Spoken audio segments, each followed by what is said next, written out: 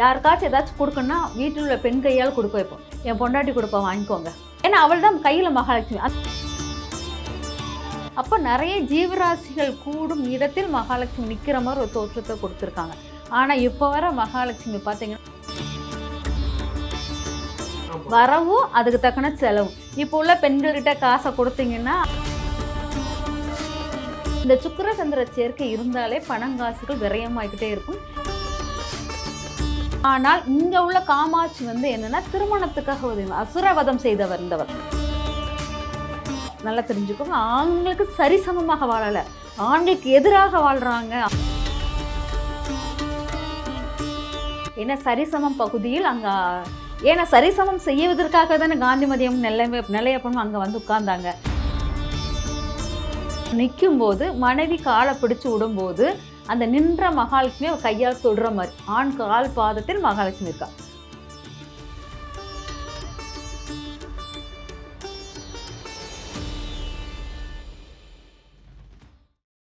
The divine Tamil நேயர்களுக்கு வணக்கம்.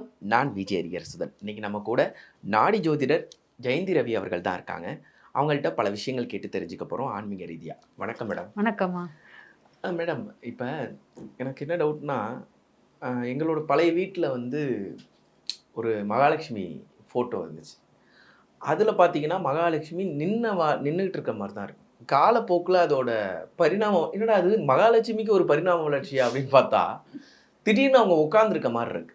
இது எதை குறிக்குது இந்த விஷயம் அப்படிங்கிறது தான் என்னோட கேள்வி. ஆக்சுவலாக மகாலட்சுமி அந்த காலத்தில் நின்றுக்கிட்டு இருக்கும்போது பெண்கள் கரெக்டாக பணம் வரவு செலவுகளை பெண் கையில் ஒப்படைப்பாங்க. அவள் கரெக்டாக அதை பேலன்ஸ் பண்ணி இவ்வளோ வரவும் இவ்வளோ சிக்கனமாக நம்ம குடும்பம் நடத்தணும், இதில் புருஷனுக்கு ஒரு சொத்து வாங்குவதற்கு தன் நகைகளை கொடுத்து உதவி அதை பேலன்ஸ் பண்ணி அவள் எடுத்துகிட்டு வருவாள். அப்போங்கும்போது அந்த மகாலட்சுமி ரொம்ப பவர்ஃபுல்லாக இருந்திருக்கா. அதாவது அதை நின்ற கோல மகாலட்சுமி அப்படிம்பாங்க. நின்ற கோல மகாலட்சுமினா நிலைத்து நிற்பாள் அப்படிம்பாள். நம்ம வீட்டில் நிலைத்து நிற்கக்கூடிய மகாலட்சுமி எதெல்லாம்னா, நின்ற கோலத்தில் நிலைத்து நிற்கும் மகாலட்சுமி நம்ம வீட்டில் வரும் மருமகளை சொல்லுவோம். அவள் என் வீட்டுக்கு வந்தாலும் நிலைத்து நிற்கணும் அப்படிங்கிற மாதிரி. அப்போது அந்த மருமகள் அவள் வரும்போது நம்மளுக்கு நிலைத்து நிற்கக்கூடிய மகாலட்சுமி. பார்த்தீங்கன்னா அந்த ஃபோட்டோவில் பார்த்தீங்கன்னா மயில் இருக்கும், அன்னம் வரும், தாமரை வரும், தாமரை பூக்கள் பூத்து இருக்கும். அப்போ அது ஒரு ஆற்றங்கரை மாதிரி காமிக்கும். கரையில தான் அந்த மயில் அதெல்லாம் இருக்கிற மாதிரி இருக்கும். அதில் அவள் எழுந்து நிற்கிறாள் அப்படிங்கிற மாதிரி. அப்போ நிறைய ஜீவராசிகள் கூடும் இடத்தில் மகாலட்சுமி நிற்கிற மாதிரி ஒரு தோற்றத்தை கொடுத்துருக்காங்க. ஆனால் இப்போ வர மகாலட்சுமி பார்த்தீங்கன்னா உட்கார்ந்துருப்பாங்க. அதில் எந்த ஜீவராசியும் இருக்காது. நம்ம தேவையான பார்க்குறதுக்கு என்னென்னா இதெல்லாம் வேணும்னு சொல்லிட்டு முக்கியமானதை மட்டும் நம்ம மகாலட்சுமினாலே வலம்புரி சங்கு அப்படின்னு சொல்லிட்டு நம்மளாம் உருவாக்கின அந்த சங்குகள் அதெல்லாம் வச்சு நம்ம இருக்கலாம். ஆனால் இயற்கை சூழ்நிலையாக உருவாக்கப்பட்ட மகாலட்சுமியில் அவ்வளோ வசியம் தன்மை இருக்குது அப்படிங்கிறது முக்கியமானது. அதாவது மகாலட்சுமி நின்று பழைய மகாலட்சுமி ஒரு காலை தூக்கி நம்ம முன்னால் நோக்கி வர்ற மாதிரி இருப்பாள். நின்ற கோலத்தில் இருக்கிற மகாலட்சுமி அவள் sari pink colour, light pink கலரில் இருக்கும். ப்ளவுஸ் லைட் ப்ளூ மாதிரி இருக்கும். இந்த இதில் போட்டிருப்பா. அவள் க்ரீன் கலர் ஜுவல்ஸு தெரியவே தெரியாது. கல் வச்ச க்ரீனே வராது. லைட்டாக 1-2 தான் கல் வச்ச க்ரீன் இருக்கும். மீதி ஃபுல்லாக ஜுவல்ஸ்லாம் அழகாக இருக்கும். அவள் ஒரு கை பிளெஸ்ஸிங்ஸ் பண்ணுற மாதிரி இப்படி இருக்கும். வலது கை பிளெஸ்ஸிங்ஸாக இருக்கும். இடது கையை பார்த்திங்கன்னா அந்த காலத்து மகாலட்சுமியை தான் நான் இப்போ சொல்லிக்கிட்டு இருக்கேன். இடது கையை பார்த்திங்கன்னா இப்படி செல்வத்தை இப்படி வாரி எடுக்கிற மாதிரி இப்படி எடுத்துகிட்டு வர்ற மாதிரி இருக்கும். அப்படிங்கும்போது நம்ம செல்வத்தை வெளியே விடாமல் இப்படி இழுக்கிற மாதிரி. அதாவது வலது கைனா வரவு, இடது கைனா செலவு. நம்ம வரவை அவர் ஆசீர்வதிக்கிறாள் வலது கையை வச்சு, செலவை வாரி எடுக்கிறா, செலவு பண்ண விடாமல் தடுக்கிறா, இப்படி எடுக்கிற மாதிரி எடுக்கிறா. அப்போங்கும்போது அந்த மகாலட்சுமி வைக்கும்போது அது பேலன்ஸாக இருக்கிறது அப்படிங்கிற. இப்போ உள்ள மகாலட்சுமி பார்த்தீங்கன்னா உட்கார்ந்து இருக்கிறாங்க, தாமரையில் உட்கார்ந்துருக்காங்க. வலது கையிலையும் பிளெஸ்ஸிங்ஸ் வர்ற மாதிரி இருக்குது, இடது கையை இப்படி கொட்டுற மாதிரி இருக்குது. வரவும் அதுக்கு தக்கன செலவு. இப்போ உள்ள பெண்கள்கிட்ட காசை கொடுத்தீங்கன்னா அவங்க பியூட்டிஷனுக்கு மட்டும் இல்லாமல் எல்லா பக்கமும் ஷாப்பிங், ஊர் சுற்றுறது எல்லாத்துக்கும் அந்த செலவு எவ்வளோ வருதோ அந்த அளவுக்கு தக்கன செலவு. ட்ரெஸ்ஸிங்லேருந்து எல்லாத்துக்குமே செலவு பண்ணிக்கிட்டு இருக்காங்க. அப்போ அவங்களால அதெல்லாம் நான் பண்ண மாட்டேன்னு சொல்லிட்டு பத்திரப்படுத்தி வச்சாலும் ஆஸ்பத்திரிக்குன்னு சொல்லிட்டு செலவு பண்ணுறாங்க. அந்த காலத்தில் பெண்கள் கர்ப்பப்பை கோளாறுகளே கிடையாது. 10 குழந்தையும் பெத்தெடுக்கிறாள். இப்போ ஒரு குழந்தை ஒரு பெண் பெத்தெடுக்கிறதுக்கு ரொம்ப போராட்டப்படுகிறாள். அப்பங்கும்போது அவளுடைய இது வந்து இடது கை வந்து வீண் விரயம். அதாவது சுக்கிர சந்திர சேர்க்கை அப்படிம்பாங்க. இந்த சுக்கிர சந்திர சேர்க்கை இருந்தாலே பணங்காசுகள் விரயமாகிக்கிட்டே இருக்கும். எந்த பணங்காசு அதிகமாக ஒரு பெண் செலவு பண்ணுறாலோ அவளுக்கு கர்ப்பப்பை ப்ராப்ளம் வந்துக்கிட்டே இருக்கும் அப்படிங்கிறது. அப்போது இந்த மகாலட்சுமி இப்போ நின்று இருக்கும் மகாலட்சுமி வந்து நிலைத்து நிற்பாள். அவள் வந்து போவா வருவா நம்ம வீட்டுக்கு. மகாலட்சுமியில போயிட்டு வரணும். நம்ம காசை வந்து ஒரு 10, 20 வருஷத்துக்கு முன்னாடி ஒரு 10,000 வச்சிருந்த காசை நான் அப்படியே பத்திரமா வச்சுருப்பேன். நான் வெளியே விட மாட்டேன். என் மகாலட்சுமி என்கிட்டே இருக்குன்னு சொல்லிட்டு அந்த 10,000 பத்திரப்படுத்தி வச்சுருந்தீங்கன்னா, உங்களுக்கு அந்த பணத்தினுடைய வேல்யூ குறைஞ்சிரும். நீங்கள் அந்த 10,000 வெளியே விட்டு அது பிஸ்னஸாவோ ஒரு பொருளாவோ வாங்கி வீட்டுக்குள் கொண்டு வந்தீங்கன்னா அது உங்களுக்கு பல மடங்காக பெருகக்கூடியதாக இருக்கும். அதனால் மகாலட்சுமி போயிட்டு போயிட்டு வந்தால்தான் உங்கள் வீட்டில் வருமானம் கூடும் அப்படிங்க.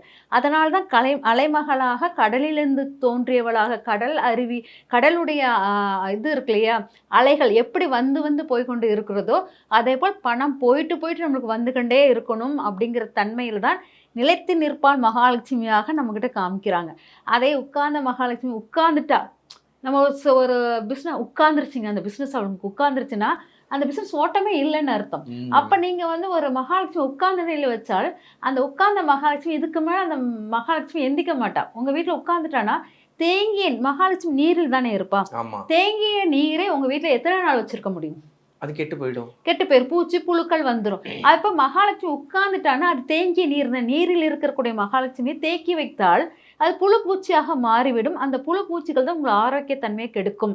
எந்த காலத்தில் நம்ம அந்த ஃபோட்டோ மாற்றினோமோ அந்த மாற்றினோட நம்மளுக்கு வந்து பெண்கள் ஃபுல்லாக ஆரோக்கியத்தன்மை கேட்டிங்கன்னா உடனே கர்ப்பப்பையில் கட்டி இருக்குது, நீர்க்கட்டிகள் இருக்குது, குடிஞ்சு வளைந்து வேலை செய்வதற்கு முடியலை, எலும்பு வளையுது, ஜாயிண்ட் பெயின் வந்துடுது அப்படி சொல்லிட்டு ஏதாச்சும் ஒரு காரணங்கள் நோய்களின் தாக்கம் பெண்களுக்கு வந்துக்கிட்டே இருக்குது. அந்த காலத்தில் அப்படியெல்லாம் நோய்கள் வந்து தாக்கவே இல்லை.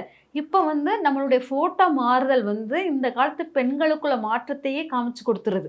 இவ்வளோ பெரிய விஷயம் இருக்கா மேடம்? ஆமாப்பா, மகாலட்சுமி உட்கார வச்சது ஒரு குத்தமாப்பாங்கிற மாதிரி ஆயிடுச்சு. இப்போ நம்ம வீட்டில் வந்து ஒரு பெண் வரும்போது குத்து விளக்கு ஏற்றி வருவா. ஆமாம், குத்து விளக்கு ஏற்றி வரும்போது அவள் வந்து நின்ற கோலத்தில் அப்படின்னு குத்து விளக்கு ஏற்றி வந்து நம்ம அந்த குத்து விளக்கை வச்சுட்டு அவங்க மாமியார் வச்சுருந்த குத்து விளக்கில் தான் விளக்கேற்றுவா. அவள் கொண்டு வந்த குத்து விளக்கை வந்து பக்கத்தில் வச்சுட்டு மாமியார்கிட்ட உள்ள குத்து விளக்கில் குனிந்து விளக்கேற்றும் போது அந்த நெருப்பு ஒளி வந்து அவள் நெற்றியில் படும்போது இந்த குடும்பத்தை வந்து அவ்வளோ இதாக பாதுகாப்பா. இந்த குத்து விளக்கிலும் மகாலட்சுமி நிற்கிறாள், நிலைத்து நிற்கிறாள், நின்ற மாதிரி இருக்கும். எரியும் போது ஆமா பாத்தீங்கன்னா குத்து விளக்குமே நின்ற பாதம் கொண்டு இருக்கும். உங்களுக்கு காமாட்சி விளக்கு அப்படி இருக்காது. நம்ம குத்து விளக்கு பாதத்திலிருந்து பூ வச்சு நம்ம எடுத்துட்டு போகணும். பொட்டு வச்சாலும் பாதத்திலிருந்து பொட்டு வச்சு அப்படி நெத்திக்கு கொண்டு வரணும் குத்து விளக்குல. அப்படிதான் அந்த காலத்தில் குத்து விளக்கு தான். அதாவது தென் தமிழகத்தில் குத்து விளக்கு தான் ரொம்ப பெண் கையில் கொடுத்து விடக்கூடிய விளக்கு குத்து விளக்கு தான். அந்த குத்து விளக்கு தான் அவங்க பேணுவாங்க. ஏன்னா நான் எங்க தென் தமிழகத்தில் என்னன்னா ஆண் பெண் அப்படிங்கிற தன்மை வந்து இப்போ தென் தமிழகத்தில் நெல்லையப்பனும் காந்திமதி அம்மனும், மீனாட்சியும் சுந்தரேஸ்வரரும், கோமதி அம்பாளும் சங்கரரும். அப்போ இவங்களெல்லாம் பார்த்தீங்கன்னா திருமண கோல வைபவங்கள். திருமண கோலத்தில் இவங்களெல்லாம் காட்சி கொடுத்தவர்கள் அப்படிங்கிற திருமணத்துக்காக உதயமானவர்கள். ஆனால் இங்க உள்ள காமாட்சி வந்து என்னன்னா திருமணத்துக்காக உதவி அசுரவதம் செய்தவர் இருந்தவர்.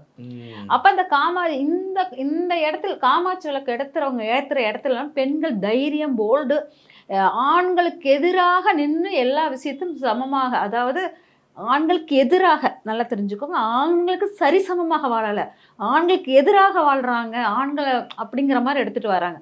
அதனால தான் எல்லா கோயில்களிலும் காமாட்சி அம்மனை தான் மூலவர்களுக்கு துணைவியாக வச்சுருப்பாங்க. ஆனால் இங்கே திருநெல்வேலியில் பார்த்தீங்கன்னா நாங்கள் குத்து விளக்கு தான் எடுத்துகிட்டு போவோம். அது நிலைத்து நிற்பா மகாலட்சுமியாக குத்து விளக்கு எடுத்துகிட்டு போவோம். நாங்கள் வந்து கணவன் மனைவி 2 பேரும் சரிசமமாக வாழக்கூடியவர்கள். அவர் வந்து கணவன் வந்து ஏற எடுத்துகிட்டு போனான்னா மனைவி களை எடுக்க கிளம்பிடுவா. 4 பேரை கூப்பிட்டு சரிசமமாக வேலைகளை பங்கிட்டு வாழக்கூடியவர்களாக இருப்பார்கள்.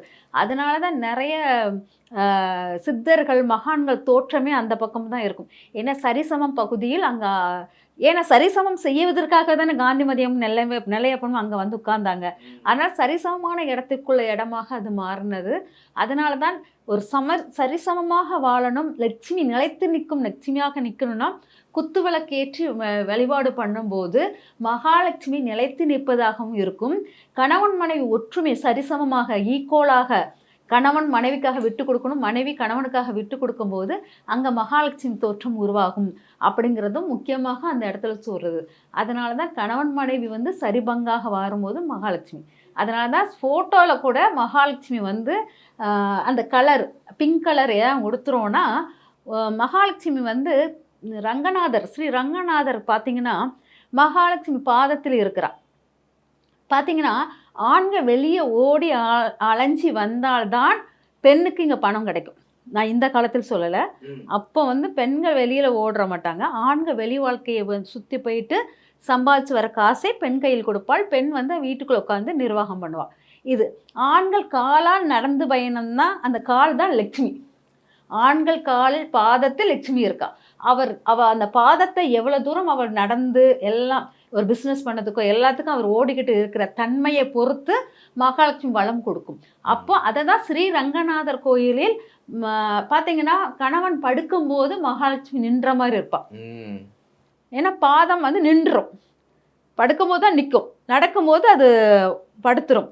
அப்போங்கும்போது அந்த இரவு நேரத்தில் அவள் நிற்கும்போது மனைவி காலை பிடிச்சி விடும்போது அந்த நின்ற மகாலட்சுமி அவள் கையால் தொடுற மாதிரி ஆண் கால் பாதத்தில் மகாலட்சுமி இருக்கா.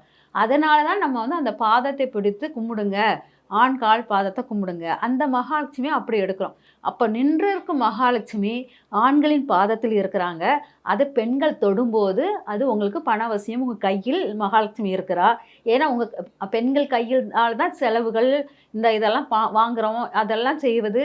யாருக்காச்சும் ஏதாச்சும் கொடுக்கணும்னா வீட்டில் உள்ள பெண் கையால் கொடுக்க வைப்போம். என் பொண்டாட்டி கொடுப்பா, வாங்கிக்கோங்க அப்படிங்கிற மாதிரி. அப்படிங்க. ஏன்னா அவள் தான் கையில் மகாலட்சுமி. அந்த மகாலட்சுமி எங்கே இருந்ததுன்னா ஆண் பாதத்தில் இருந்தா, அவள் தொட்டு வணங்கி எடுக்கிறதுனால அந்த ஆண் பாதத்தில் இருந்தது. அதனால் அந்த இதை எடுக்கிறோம். அப்போ நின்ற கோலத்தில் இருக்க மகாலட்சுமி அவ்வளோ பெனிஃபிட்டானது. ஸ்ரீ ரங்கநாதருடைய இடத்தில் இருக்கிற மகாலட்சுமி அவ்வளோ பவர்ஃபுல்லானது. இது வந்து நம்மளுக்கு கடன் அடைப்பதற்கு மிகச்சிறந்த இடமாக இருக்கும். நோய் நொடிகளை தீர்க்கக்கூடிய இடமும் இந்த ஸ்ரீ ரங்கநாதர் தான். அதனால் சுக்கிரன் நாளே மகாலட்சுமி.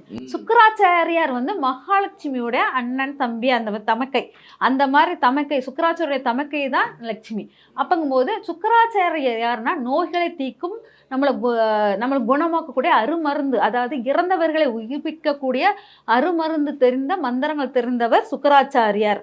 அப்போ அவ்வளோ பெரிய பவர் வந்து அந்த சுக்கிரன் வந்து நம்ம மகாலட்சுமியா நின்ற கோலத்தில் இருக்கிற மகாலட்சுமி ஸ்ரீ ரங்கநாதர்கிட்ட இருக்கிறதுனால அங்கே போய் நம்ம போய் வழிபாடு பண்ணும்போது நோய் நொடிகள் போகும், கடன் தொல்லைகள் நீங்கும். கடன் இருக்கும்போதே ஒருத்தனுக்கு நோய்கள் வரும் அப்படிங்கிறது அர்த்தம். அதனால் நம்ம அதை தீர்க்கிறதுக்கு அருமருந்து வந்து ஸ்ரீ ரங்கநாதருடைய மகாலட்சுமி வழிபாடு முறைகள். அந்த ஃபோட்டோ வீட்டில் வச்சு வழிபாடு பண்ணும்போது நமக்கு நிறைய மாற்றங்கள் கிடைக்கும். ஓகே மேடம், நீங்கள் சொன்ன மாதிரி ஒரு ஃபோட்டோனால இவ்வளோ விஷயம் நடந்திருக்கான்னு எனக்கே ஆச்சரியமாக இருக்குது. பல பேரோட மனநிலை இப்போ அதான் இருக்கும்னு நினைக்கிறேன். நமக்கும் வந்து இந்த நின்ற கோல மகாலட்சுமியோட புகைப்படம் கிடைக்குமா, அதே மாதிரி மகாலட்சுமினா இவ்வளோ விஷயங்கள் இருக்குது அப்படின்னு சொல்லியிருக்கீங்க. பார்க்குற பல பேரும் ஸ்ரீரங்கத்துக்கு படையெடுக்க ஆரம்பிச்சிருவாங்கன்னு நினைக்கிறேன். உங்களுடைய கருத்துக்களுக்கு ரொம்ப நன்றி மேடம். நன்றிம்மா.